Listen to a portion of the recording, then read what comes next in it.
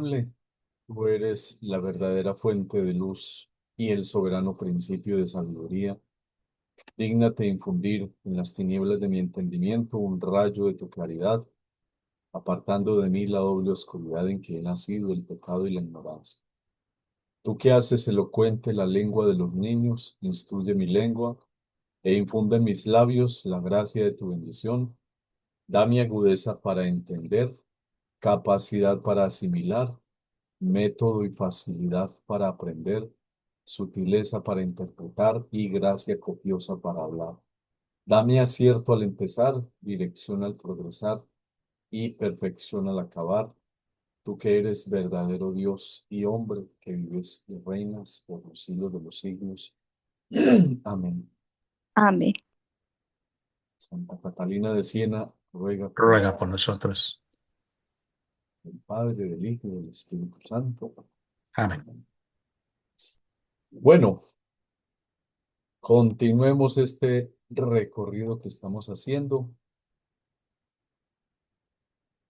Voy a presentar pantalla entera con el fin, a ver si me sale, a ver si me sale hoy el cuento.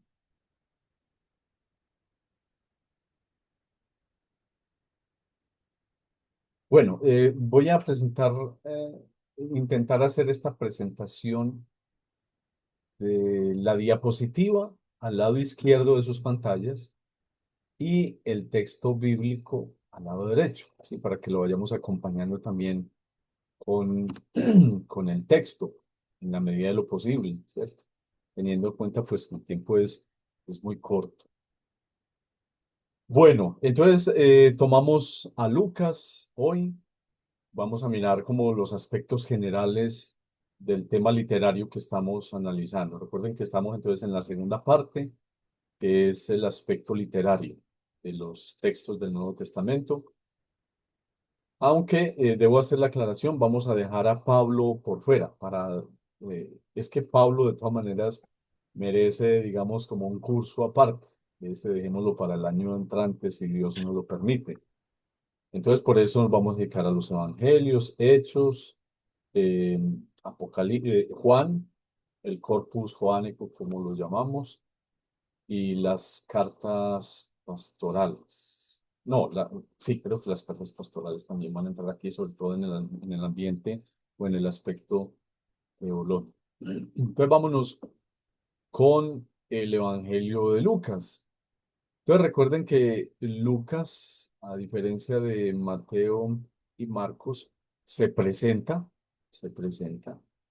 eh, sobre todo con la intención literaria del texto, es decir, el hecho de que ya él diga, entonces aquí vámonos al texto, el hecho que él empiece, arranque su evangelio diciendo, puesto que muchos han intentado narrar ordenadamente las cosas que se han verificado entre nosotros, tal como como nos las han transmitido los que desde el principio fueron testigos oculares y servidores de la palabra, he decidido yo también, después de haber investigado diligentemente todo desde los orígenes, escribírtelo por su orden, ilustre Teófilo, para que conozcas la solidez de las enseñanzas que has recibido.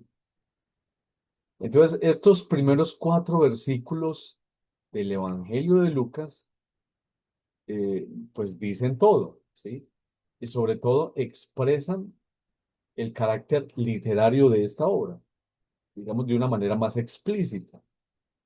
Pues por supuesto ya hemos dicho que todos los textos del Nuevo Testamento de alguna manera se ajustan a las formas literarias de la época del siglo I, influenciada, bajo una influencia tanto griega como judía, ¿cierto? Entonces, los autores de alguna manera, pues tuvieron una gran habilidad. Por supuesto, entonces tenemos autores que tuvieron una formación, no solamente una formación en el tema judío, en la religión judía y en el ambiente judío, sino también una formación en el ambiente helenístico, griego, ¿sí? Porque al fin y al cabo, pues ese fue fue el contexto histórico que les tocó vivir. Por esa razón, influenciados tanto por las formas de escribir griegas como judías, pues estos autores construyeron estas obras. Entonces, por esa razón, de una manera más explícita, es que decimos que Lucas, en estos primeros 4 versículos de su evangelio, manifiesta qué es lo que pretende, en qué consiste su obra. Fíjense, es muy, muy interesante y por eso hablamos de la obra histórica de Lucas. Fíjense, puesto que muchos han intentado narrar ordenadamente, la palabra orden está 2 veces. Orden en el primer versículo y en el tercer versículo. Escribírtelo por su orden. Las cosas que se han verificado entre nosotros, tal como nos las han transmitido los que desde el principio, y menciona aquí a los testigos oculares y servidores de la palabra, o sea, los apóstoles, los discípulos, los que tuvieron el contacto directo, y aquí no solamente los apóstoles, sino los que fueron testigos oculares de Jesús, los que caminaron con Jesús. Recuerden el caso de la elección de Matías, el apóstol que reemplazó a Judas. Una de las características era que quien haya estado con nosotros desde el principio, una de las condiciones para elegir a Matías. Alguien que haya. Entonces, quiere decir que aparte de los 12, y lo que significa ese grupo especial de los 12, pues por supuesto había muchísimos más discípulos. Este mismo Lucas, recuerden que menciona a los 72, ¿sí? Además de las mujeres, además de María, recordemos que entramos en Lucas, que eh, pues va a realizar parte de su obra, la va a realizar basada en la experiencia de la Virgen, ¿sí? Permítame un momentico, aquí yo escucho el mensaje aquí de una estudiante de la escuela, me parece que está como enredadito. Sí, pasa, porque todo este tiempo estuve intentando, lo único que hice fue tirar y tirar, y no. Bueno, aquí pues intentándole ayudar a una persona para que, pero no ha podido, no sé, porque algún problema técnico tiene con su computadora. Bueno, entonces, fíjense que estamos aquí describiendo este aspecto histórico, literario de Lucas, y es lo que vamos a mirar en esta presentación de este autor, de este evangelista. ¿Sí? Entonces con lo que terminábamos hace 8 días, ¿sí? Tal como nos las han transmitido los que desde el principio fueron testigos oculares. Decíamos con relación a la pregunta de Mateo, si Mateo fue realmente, Mateo es realmente o está haciendo alusión al apóstol como tal directo de Jesús o no, ¿sí? De todas maneras, pues eso queda, digamos, queda ahí, como en el misterio. El hecho es que todos estos relatos, arrancando desde los evangelios, principalmente los evangelios, pues proceden de esos testigos oculares, ¿sí? Y de la manera como fueron transmitiendo estas experiencias con Jesús, cada una de las experiencias, sus palabras, sus hechos, sus acciones, toda esta experiencia de los testigos oculares que se fue transmitiendo hasta que fue puesta por escrito por quien haya sido puesta por escrito, ¿sí? Ahorita más adelante vamos a hablar de quienes pudieron haber escrito y cómo para aquella época no había ningún inconveniente en que alguien escribiera y que le diera la autoría a quien tenía el nombre, a quien tenía o a quien era, digamos, como la cabeza de su escuela, de la línea o la escuela o el grupo, la comunidad en la que se haya formado. Bueno, entonces Lucas se atiene a una práctica conocida de la cultura grecorromana por la que los autores de obras históricas o de tratados científicos confieren a su texto la marca de obra literaria de carácter público.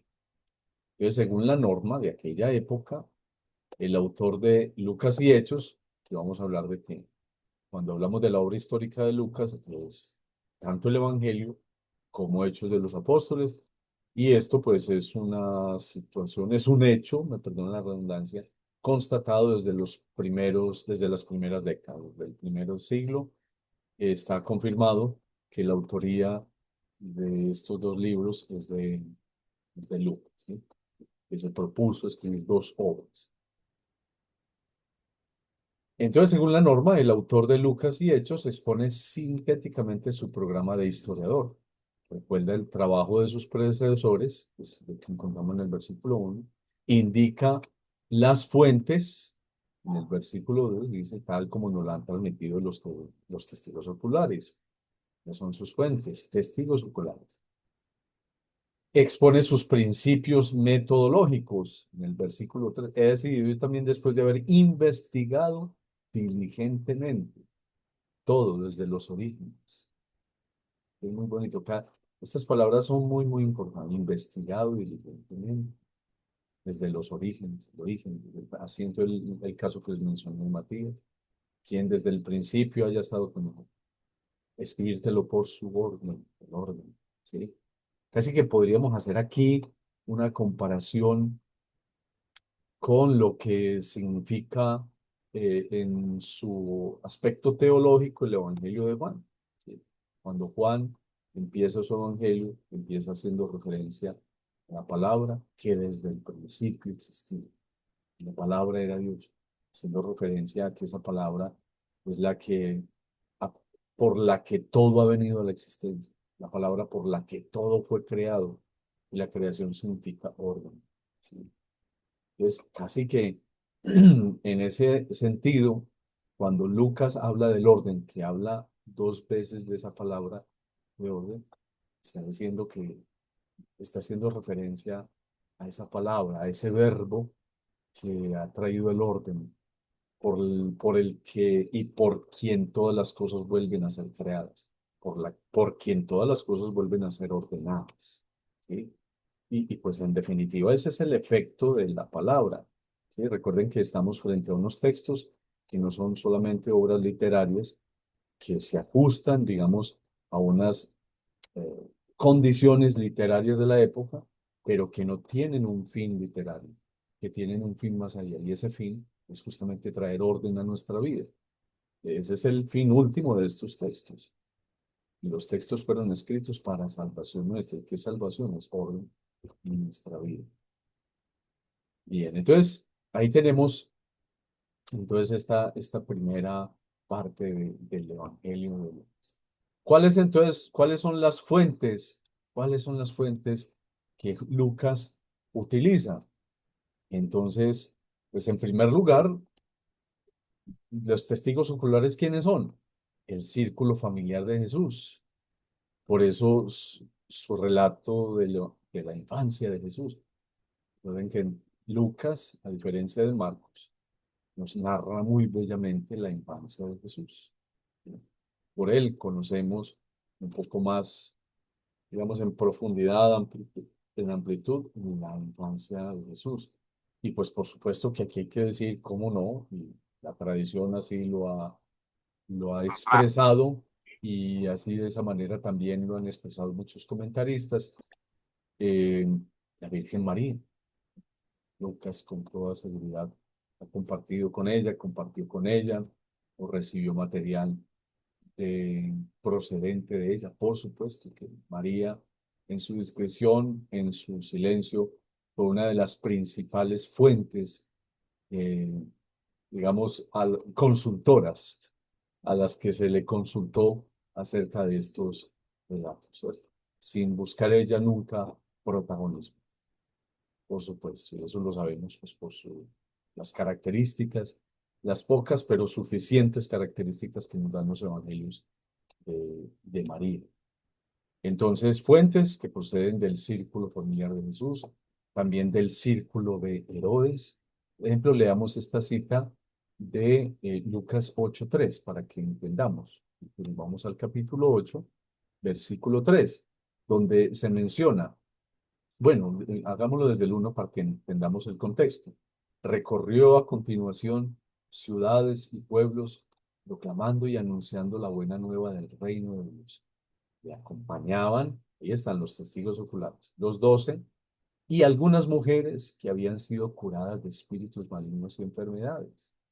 María, llamada Magdalena, la que habían salido 7 demonios, Juana, mujer de Cusa, un administrador de Herodes. Juana, mujer de Cusa, un administrador de Herodes. Quiere decir que esta mujer que acompañaba a Jesús, que era mujer, esposa de un administrador de Herodes, es con toda razón. Y así, en cada una de estas citas, pues no las vamos a leer todas, pero en cada una de estas citas que están aquí, hay referencia a ese círculo de Herodes. Y pues por supuesto, aquí hay que decir que estas personas que acompañaban, le acompañaban, esta palabra es importantísima. Esta palabra nos dice que quienes le acompañaban fueron testigos oculares y testigos oculares en cuanto que tuvieron una experiencia de Jesús, una experiencia eh, profunda de él, no solamente que lo vieron, testigos oculares no solamente fue que lo vieron pasar por la calle y ya no. Testigos oculares es personas que fueron impactadas por Jesús. Y cuando decimos que fueron impactadas es que fueron transformadas por él. Es decir, que la vida les cambió a partir del encuentro con él. Eso es lo que significa un testigo. Alguien que a partir del encuentro con Jesús su vida le cambió.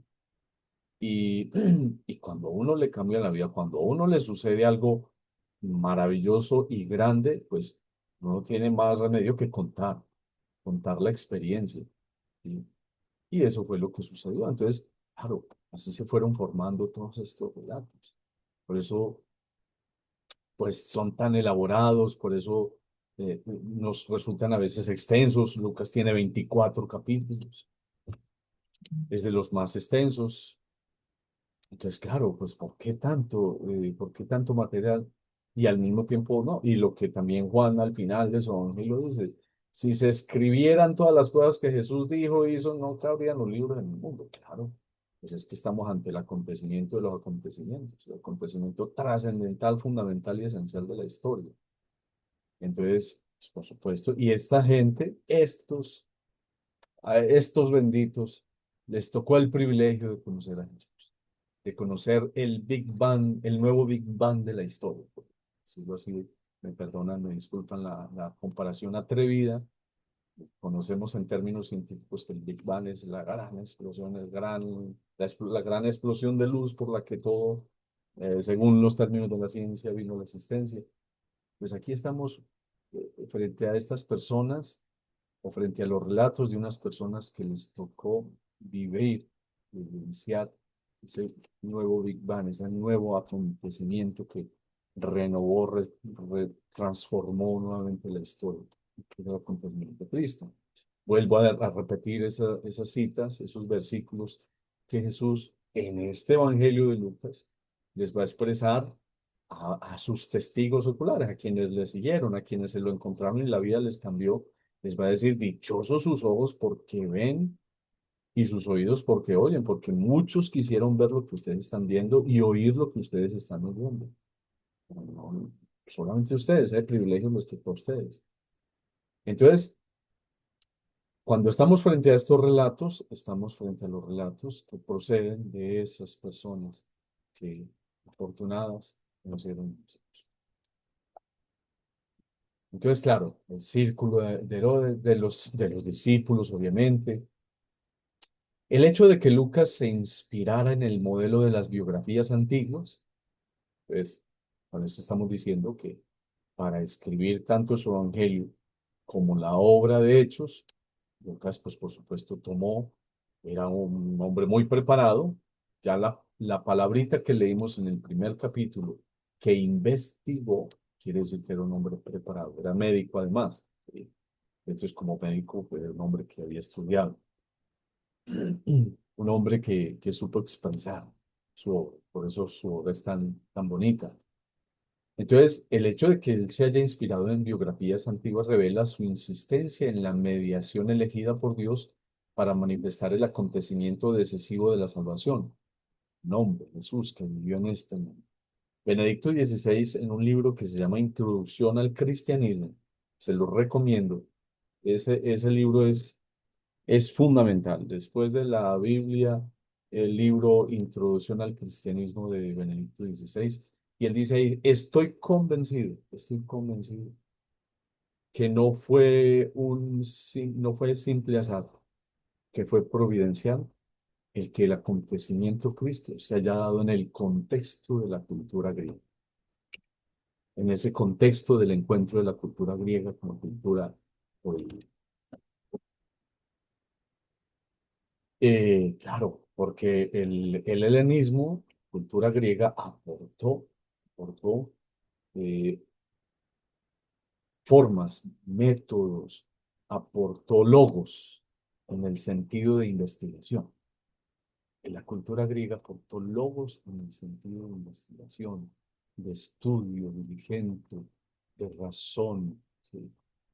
Y en eso consistió los primeros siglos del... La patrística, por ejemplo, la patrística va a hacer eso, la patrística va a ser ese encuentro entre la fe y la razón, el desarrollo de la fe, de los contenidos de la fe, la comprensión de la fe a través del logos de la razón. Bien. Esta meticulosa investigación de las fuentes explica cómo es que Lucas tiene en su evangelio un 50% de material propio. Entre otras cosas, las más bellas parábolas.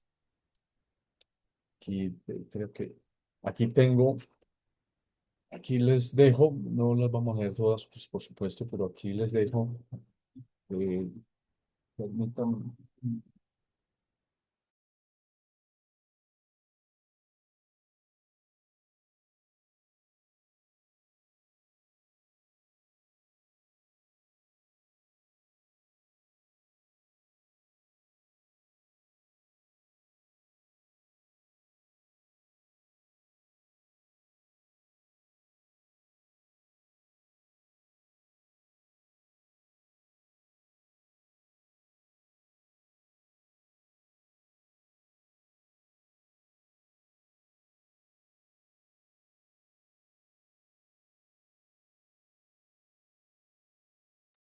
Bueno, entonces ahí han visto, yo creo que alcanzan a ver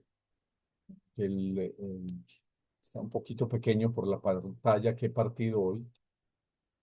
Sí, sí, un poquito más, no, un poquito más. Creo que sí, nos va. Sí, sí, sí, va a dar un poquito. Bueno, aquí he ampliado un poquito más la diapositiva para que pueda ser un poquito más visible para ustedes. Estas parábolas que ustedes ven acá, el buen samaritano, el amigo que insiste, el rico insensato, los siervos vigilantes, la higuera estéril, la moneda perdida, el hijo pródigo, el rico y Lázaro, todas estas son parábolas exclusivas de Lucas. Los talentos en versión lucana, aunque es un poco similar a la palabra de los talentos de Mateo, la versión de Lucas tiene diferencias significativas, incluyendo el contexto político. Bueno, en cuanto a la fecha, autor, destinatarios, eh, la obra Lucas Hechos, aquí debería ser Hechos. La obra Lucas Hechos, a quien se recuerda en la literatura paulina como compañero de Pablo. En estas citas, por ejemplo, busquemos al menos Colosenses 4:14. Epístolas de San Pablo a los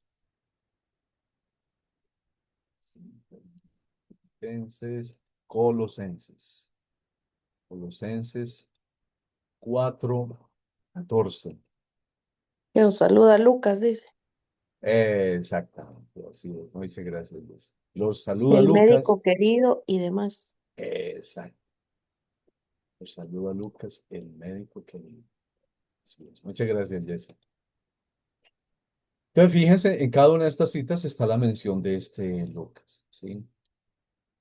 El primer testimonio de esto, de que Lucas es el autor de esta gran obra en 2 tomos, en 2 libros, viene del Código Muratori,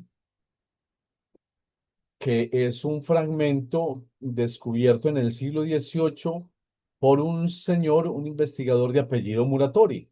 Sí, por eso se llama así el Código Muratori, el Canon de Muratori, porque fue descubierto por un señor de apellido Muratori en el siglo XVIII. Descubierto en el siglo XVIII, pero cuando ya se hizo el análisis de ese fragmento, se dieron cuenta que era un fragmento del siglo segundo. Y ese fragmento, entre otras cosas, con relación a Lucas, que ya para ese momento, finales del siglo segundo, ese fragmento habla ya en su mayoría de los textos canónicos del Nuevo Testamento. Y con relación a Lucas dice, este Lucas, médico, después de la ascensión del Señor, cuando Pablo lo tomó consigo como compañero de viaje diligente, escribió en su propio nombre, según su parecer. Sin embargo, él mismo no vio al Señor en la carne y por eso comienza a narrar desde el nacimiento en la medida en que pudo investigar. No lo pudo, es decir, no fue un testigo ocular.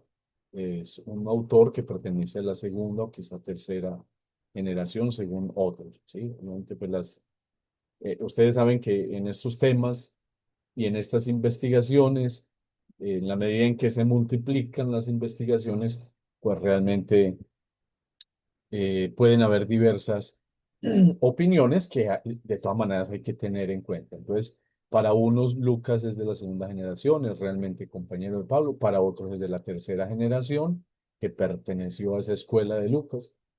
Pero bueno, lo menciono simplemente, menciono, digamos, como el estado de la cuestión. Eh, pero esto pues obviamente no nos puede como enredar, no nos puede eh, sí, no nos puede negar. Simplemente atenemos como a los datos, pero más allá de eso, lo que nos interesa es el mensaje que hay en estos textos. Me refiero en los evangelios. En cuanto a la fecha, para unos sucede entre el 80 y el 85, ¿sí?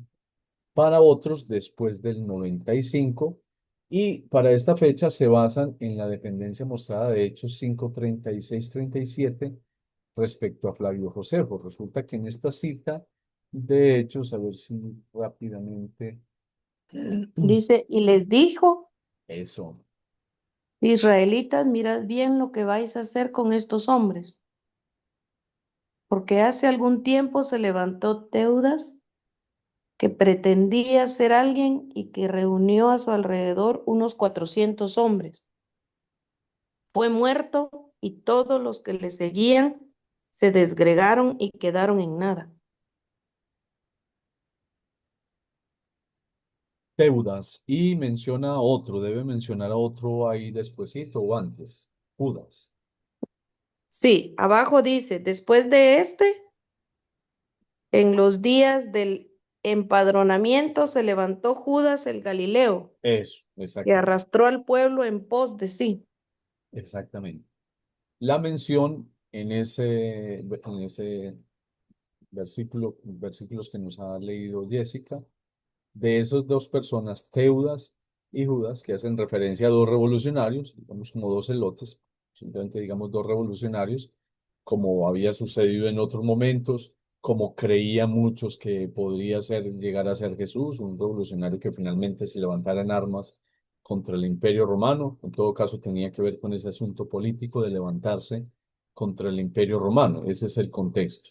La mención de esos dos personajes, Teudas y Judas, también la hace Flavio Josefo en la historia que él escribe del, del judaísmo. Entonces, muchos ven en este versículo de Hechos 5:36-37 una dependencia de Flavio Josefo. Y Flavio Josefo sí se sabe que escribió después del 95. Pero bueno, sería pues de todas maneras un argumento todavía muy corto para decir que fue en el 95. La mayoría se inclinan por la fecha del 80 entre el 80 y el 85 como fecha más probable para la escritura de este evangelio. El autor sería y luego de Hechos, ¿sí? El autor sería un cristiano anónimo de origen no judío, pero muy familiar, es griego, obviamente de cultura helenística, pero muy familiarizado con el judaísmo, con sus escrituras y sus sinagogas. Los destinatarios de su obra son tanto las iglesias del Mediterráneo Oriental como los lectores deseosos de informarse sobre el cristianismo. Incluso muchos, son muchas las opiniones muy variadas con respecto al lugar donde fue escrito. Entonces, de manera muy salomónica, nos va a decir un comentarista, eh, Daniel Magret, va a decir, pues esto no hace más que decir de la universalidad de este escrito. Y efectivamente, pues así es, como todos los evangelios, de manera muy especial, este Evangelio de Lucas y la obra de Hechos es una obra que cualquier cristiano de la época podía leer para enterarse de lo fundamental del mensaje cristiano. En definitiva, la obra de Lucas es una obra histórica al servicio del anuncio de la salvación. Esto no se nos puede olvidar, ¿cierto? Aunque, lo que les decía ahorita, aun cuando estemos analizando el aspecto literario, eh, como, como obra literaria histórica, es una obra que está al servicio de algo muy concreto, el anuncio de la salvación traída por Jesús. Entonces, por eso es una obra al mismo tiempo histórica y al mismo tiempo querigmática. Es al mismo tiempo historia y al mismo tiempo querigma. Eso no se nos puede olvidar. En ella, la historia es el fundamento, ¿sí? Porque el verbo se hizo carne, se hizo historia, mientras que el querigma es el fin y el significado siempre actual de esa historia.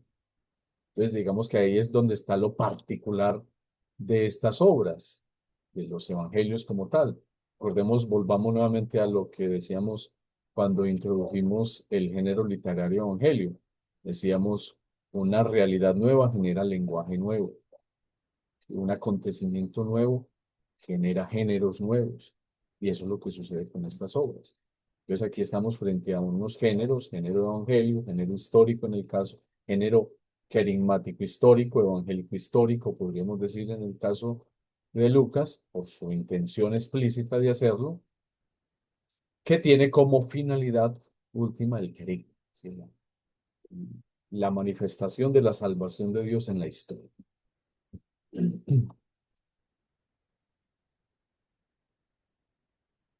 Ya en cuanto a la estructura literaria, así como decíamos, cuál es la idea guía de Marcos, cuál es la idea guía de Mateo. En el caso de Lucas, la idea, recuerden que la idea guía de Marcos es Jesucristo, Hijo de Dios, Evangelio de Jesucristo, Hijo de Dios y su camino. La idea guía de Mateo, Dios con nosotros. Y la idea guía de Lucas es el viaje, tanto en el Evangelio como en los Hechos. Y es muy bonito porque entonces, recuerden que el Evangelio, digamos, es la historia de Jesús y los Hechos es la historia de los discípulos de Jesús. Y es precioso eso porque es la continuación de la vida de Jesús en sus discípulos. Es la continuación de la historia de Jesús en la iglesia, en la comunidad. Y esta idea guía del viaje es tremendamente importantísima y fundamental y reveladora, sobre todo. Es tremendamente reveladora esta idea del viaje porque es que la historia de la salvación es eso, es el viaje de Cristo a la tierra, el viaje de Cristo durante su estancia en la tierra, el viaje de regreso al Padre y el viaje a partir de él de la iglesia, que avanza a través de los siglos y hasta los confines de la tierra. Vas a decirlo, eh, el propósito de este mensaje. No se va a hacer explícito el propósito de este mensaje hasta los confines de la tierra. Entonces, el viaje es la idea guía tanto del Evangelio como bueno, sobre todo del Evangelio, ¿sí? El viaje de Jesús a Jerusalén en el Evangelio y el viaje paralelo de Pablo a Jerusalén también. El principio unitario del Evangelio es ciertamente Jerusalén. El Evangelio empieza y concluye en esa ciudad, Jerusalén. Y entonces, teniendo en cuenta esta idea guía del viaje, entonces ya se desarrollan, digamos, como unas partes. El prólogo, que fue el que leímos ahorita, la introducción, luego la predicación en Galilea, hasta el capítulo 9, y ya después de realizar toda su predicación en Galilea, después de realizar toda su predicación, acciones, milagros, discursos, empieza la segunda parte en 9:51. Vamos a buscar.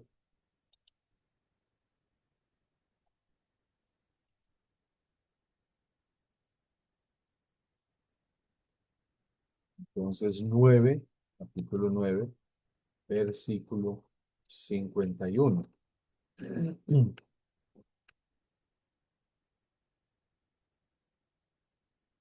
Estamos bien. Dice, sucedió que como se iban cumpliendo los días de su asunción, fíjense, que además y entre otras cosas este tema de la asunción es el tema, digamos, como bisagra entre el final del Evangelio y el inicio de Hechos. Ustedes recuerdan que el Evangelio de Lucas termina con la asunción y el libro de los Hechos empieza nuevamente con la narración de la asunción. Sí. Ujú. Entonces, fíjense que en ese sentido, y si tenemos en cuenta eso, este tema de la asunción, entonces entendemos el motivo del viaje y por qué el viaje es la idea guía de Lucas. Cuando en el capítulo 9 versículo 51 dice, sucedió que como se iban cumpliendo los días de su asunción, pero los días de con esa expresión asunción se evoca todo, su llegada a Jerusalén, sus últimos días en Jerusalén, su pasión, su muerte, resurrección y asunción. Es decir, asunción, volver al Padre, implica todo ese proceso. No era una asunción así extraordinaria, espectacular, hermosa, sin sufrimiento alguno, no, todo lo que implica la vida, todo lo que implica el viaje. Él se afirmó en su voluntad de ir a Jerusalén. Se afirmó en su voluntad de ir a Jerusalén. Ahí está. Esta segunda parte del viaje hacia Jerusalén.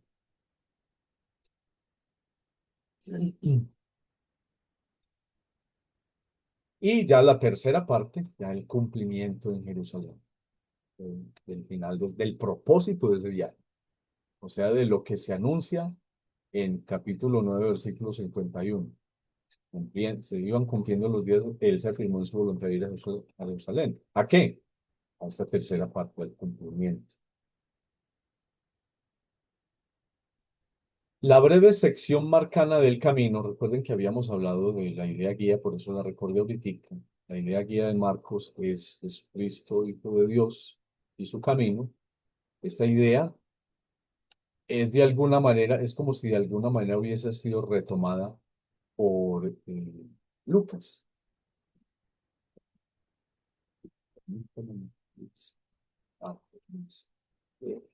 Sí. Entonces, la breve sección marcana del camino ha sido considerablemente ampliada hasta el punto de constituir un amplio relato del viaje hacia Jerusalén que comienza en 951 y termina en 1928. Y dicho esto, marchaba por delante subiendo a Jerusalén. Es precioso, o sea, donde termina la segunda parte, donde termina esta segunda parte, que es el viaje, cuando ya ha llegado, dice, y dicho esto, marchaba por delante, subiendo a Jerusalén. Motivo del viaje. Ahí está. ¿Por qué se hace referencia o mención de la sección? Porque Marcos, y entonces ahí es donde uno ve, digamos, como la relación, la reciprocidad, la conexión que hay entre todos estos relatos, que hay entre los evangelios, ¿sí? ¿Quién ve contradicción en los relatos, en los evangelios? El que simplemente pues tiene solo una perspectiva solo racional. Quien se acerca a los evangelios solo con una perspectiva racional, y digo solo, porque es que nuestra comprensión de la realidad no es solo racional. Nuestra comprensión de la realidad va mucho más allá de la razón, va mucho más aspectos de la realidad. Pero quien se acerca en solo una comprensión racional científica, pues obviamente que va a encontrar contradicciones o aparentes contradicciones en datos, en lugares, en tiempos. Pero cuando uno se acerca con una mirada más comprensiva, que abarque la fe, la razón, entonces uno se da cuenta de la profunda unidad que hay en todos estos relatos.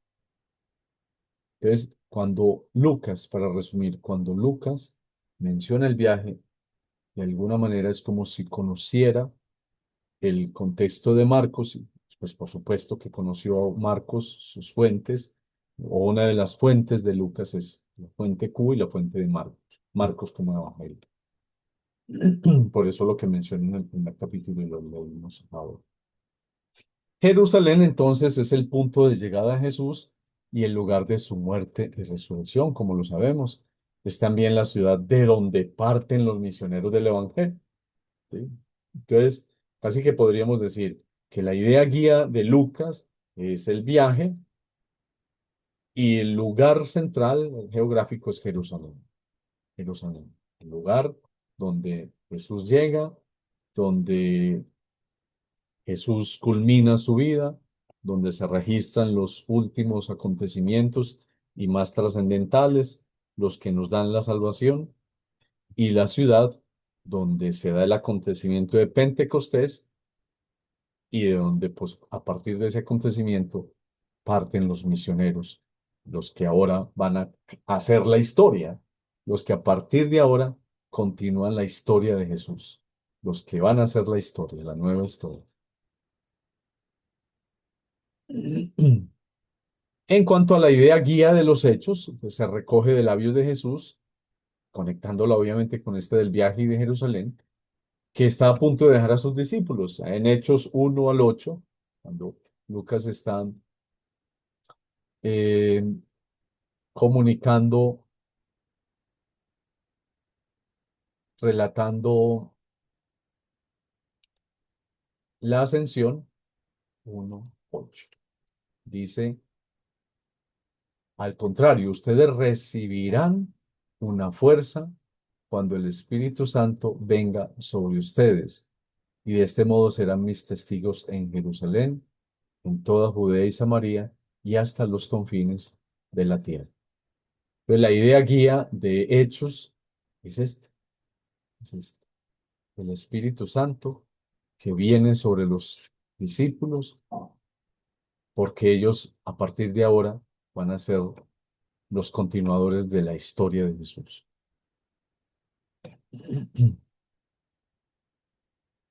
Escribir una historia de los apóstoles después de la historia de Jesús es un gesto único en la antigüedad cristiana. Fíjense en este detalle, por eso lo quise también como traer aquí. Escribir una historia de los apóstoles, o sea, el libro de los Hechos, el segundo, después de la historia de Jesús, o sea, después del Evangelio, es un gesto único en la antigüedad cristiana. Nadie lo había hecho antes que Lucas y nadie lo repitió después de él. Entonces, fíjense el valor de estas obras desde el punto de vista literario, el valor que tienen, tanto el Evangelio como Hechos de los Apóstoles. Ahora bien, esta novedad literaria traduce un cambio de paradigma teológico. ¿Cuál es? La obra de Cristo prosigue a través de sus testigos y tiene que ser contada como una continuación del Evangelio. Y lo más hermoso es que estas obras fueron escritas para que todos cuantos nos acerquemos a ellas nos demos cuenta que nosotros hacemos parte de esta historia. Es hermoso porque esta historia sucedió por nosotros, no solo por quienes compartieron con él y por quienes fueron los primeros beneficiarios de esta historia, de este acontecimiento, sino a partir de ahí de todos cuantos nos acercamos a él, de todos cuantos hemos recibido, lo hemos recibido a él a través de estos relatos. Por eso tenemos la necesidad cada día de recibir estos relatos, Por eso tenemos la necesidad cada día de recibir estas historias, esta historia, porque nosotros somos continuadores de esta historia. Somos continuadores y estamos llamados a eso, a ser continuadores de esta historia. La decisión teológica tiene un valor considerable porque la revelación no se limita ya a la vida de Jesús, sino que en adelante engloba la historia de los testigos. Junto con Hechos, el Evangelio hace historia. Y aquí está una estructura literaria. No me voy a detener aquí en esta estructura literaria.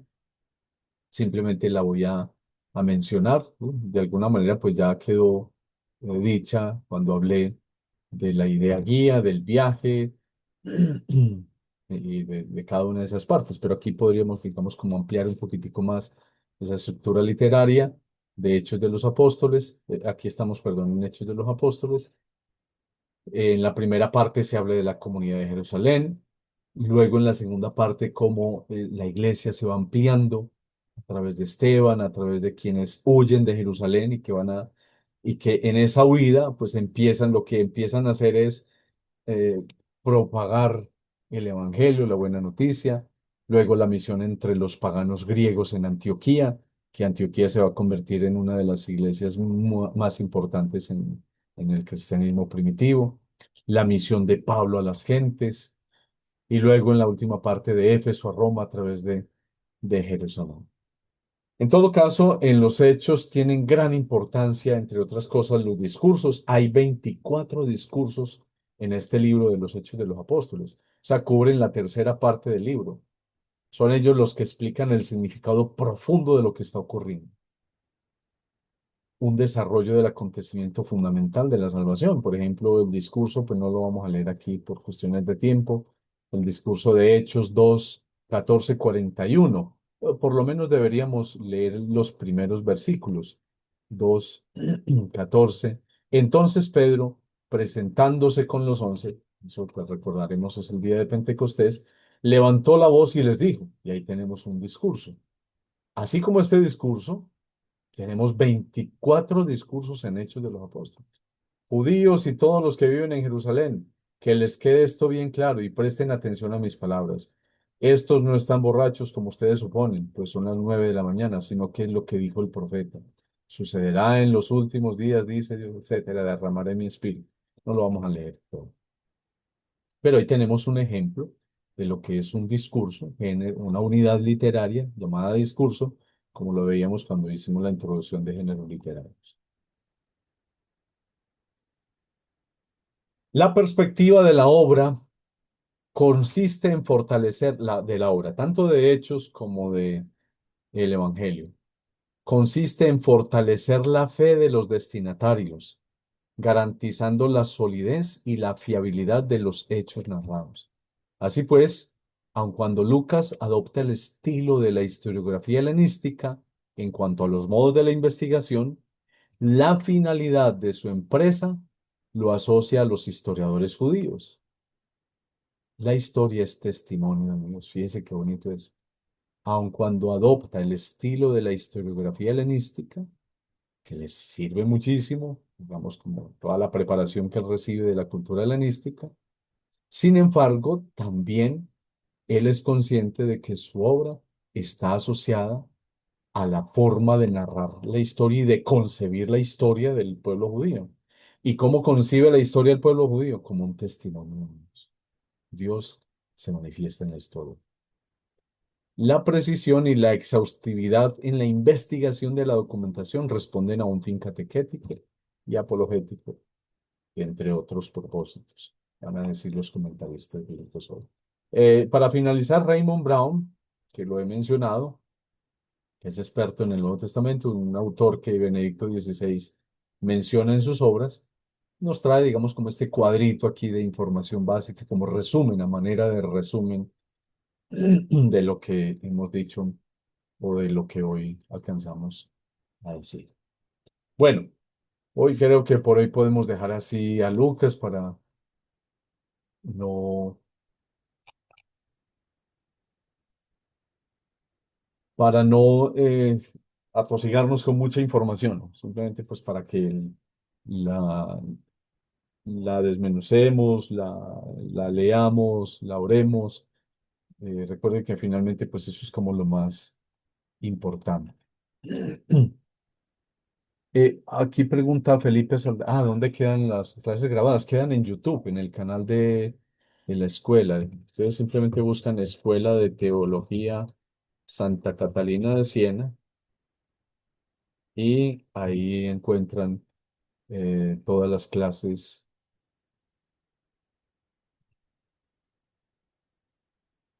Ahí les estoy escribiendo en el chat. En YouTube buscan así Escuela de Teología Santa Catalina de Siena y ahí encuentran. Bueno, no sé si de pronto hay algún comentario. Dieguito, adelante. Espectacular, querido Domingo, todo lo que nos has depositado y has sembrado con la sabiduría de Dios como puente y como instrumento frente a los hechos narrados por el evangelista San Lucas.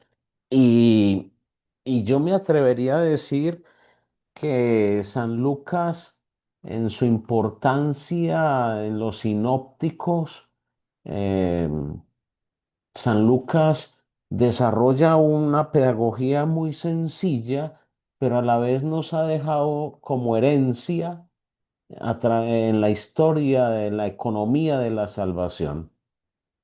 Ese quinto evangelio, el quinto evangelio que se llama los Hechos de los Apóstoles, porque es una continuidad que San Lucas ha desarrollado dentro de la historicidad con la fuerza del Espíritu Santo, porque si nosotros nos ponemos a, a leer, a meditar con ojos de fe, con la fuerza recibida del Espíritu Santo, con la fuerza de lo que viene de lo alto, descubrimos que los hechos de los apóstoles es el Evangelio del Espíritu Santo.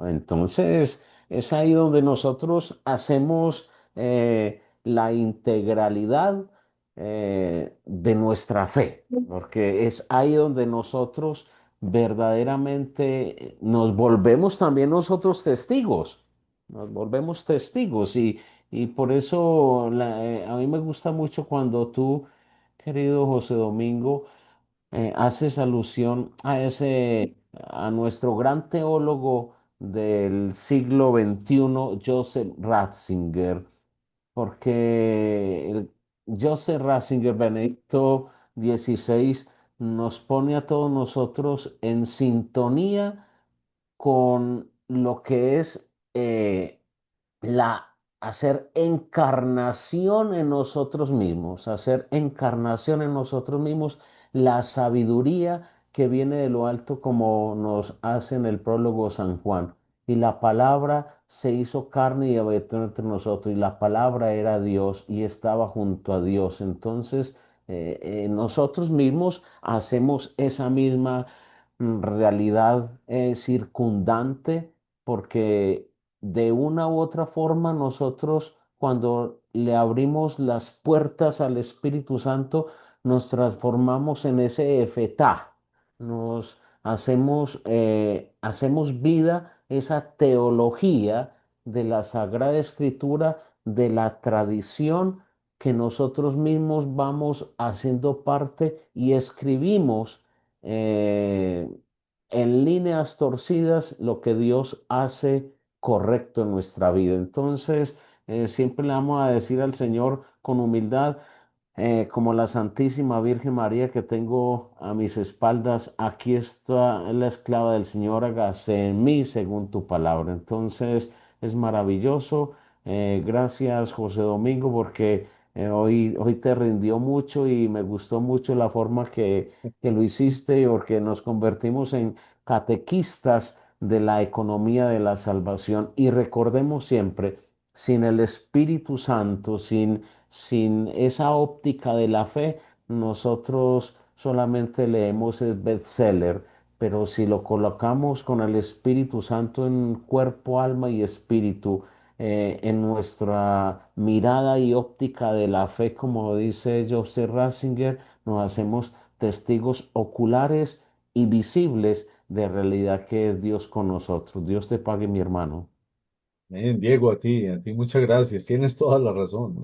Hechos es el quinto evangelio, con toda razón. Sí, muy bonito eso, el evangelio del Espíritu Santo. Eh, y es, de hecho, digamos pues que ya hoy se acepta así, en los primeros, en las primeras décadas eh, se dificultó relacionar hechos con el Evangelio o con los Evangelios, por cuanto que se le dio la primacía a los cuatro Evangelios. Pero pues ya hoy sabemos definitivamente que ese Hechos es definitivamente el Evangelio del Espíritu Santo, como bien lo has dicho. Muchas gracias, Diego, por tus muy buenos e iluminativos aportes. Bueno, Edgar, adelante. Profesor, muy buenas noches y buenas noches para todos y todas. Buenas noches. Profe, dos preguntitas que me dejan inquieto. Como eso es una maravilla del Evangelio de San Lucas y más aún que nos toca el tema de Nuestra Señora, pues es una maravilla, porque es una fuente, como lo decía el profesor. Profesor, mi pregunta, las dos preguntas es la siguiente. Herodes, este Herodes como testigo que aparece, que su merced nos habla, es el mismo Herodes del momento de la pasión del Señor. Esa sería mi primera pregunta. Y la segunda pregunta, el viaje, que es la idea central del Evangelio de San Lucas como médico.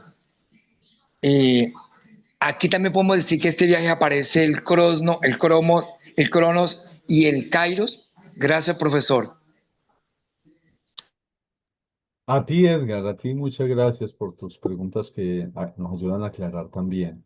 Sí, bueno, efectivamente, este Herodes es el mismo Herodes que mencionan los evangelios ya próxima a la pasión de Cristo, ¿sí? Al que llevaron, ante quien llevaron es el mismo, efectivamente.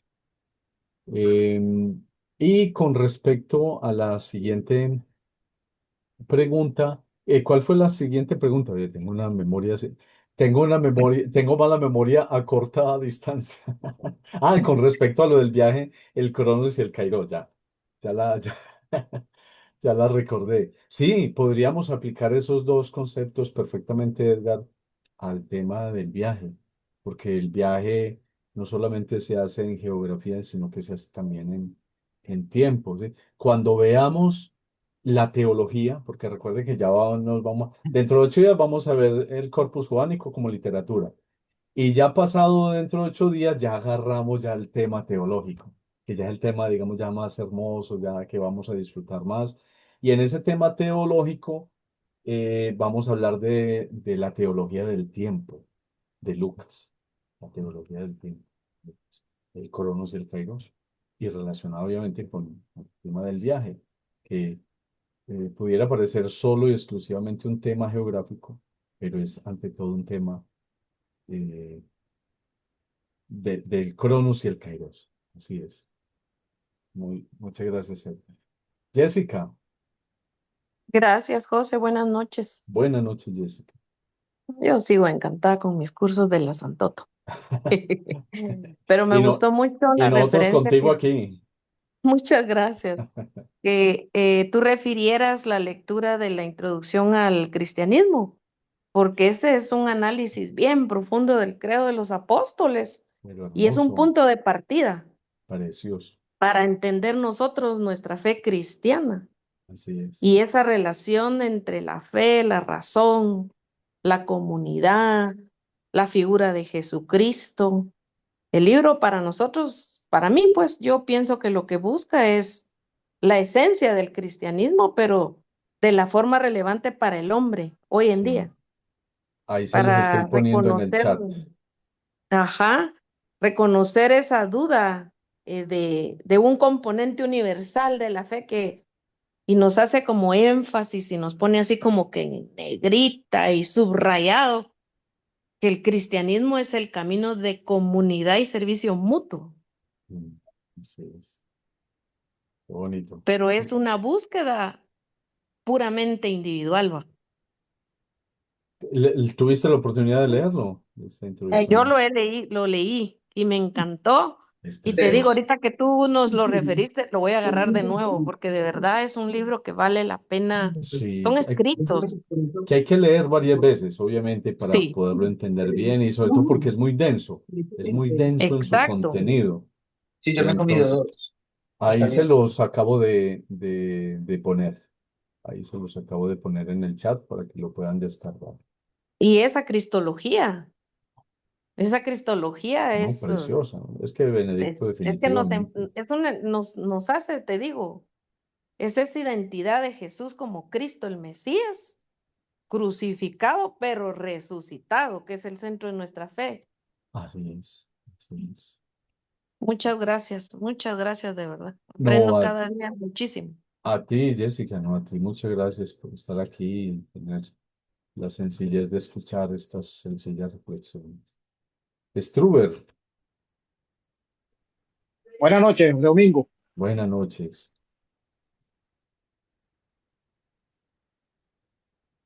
Bueno, me gustaría agregar algo con respecto a Hechos de los Apóstoles. Claro que sí. Podríamos notar también que Lucas, eh, en el capítulo 9 presenta al apóstol a Pablo, pues la conversión de Pablo, y eso, o sea, nos da a entender, porque sabemos que en las cartas, en el Corpus Paulino, en algunas cartas él se autonombra apóstol, pero Hechos de los Apóstoles, en Hechos de los Apóstoles, en el capítulo 9, Lucas ya lo nombra ahí en el relato del capítulo 9, ya al final de los versículos del capítulo 9, ya es apóstol. Entonces, Hechos de los Apóstoles contribuye, perdón, a unir los evangelios con el corpus paulino. O sea, ya antemano nos nombra que ya Pablo en ese caso es apóstol, a pesar de que persiguió a la iglesia en su inicio, que ese era el temor que tenían en ese momento los apóstoles Sí. cuando llega a Jerusalén a reunirse con ellos. Ujú. Entonces, vemos como ese puente que realmente la iglesia hizo para unir los evangelios, los 4 evangelios, con el corpus paulino. Así es. Lo podríamos ver desde ese punto de vista, ¿verdad? Claro, claro que sí, sí. Muy buena anotación, Struber, muy buena. Así es. Muchas gracias, Struber. Gracias a usted. Bueno, Struber. José, una consulta. Claro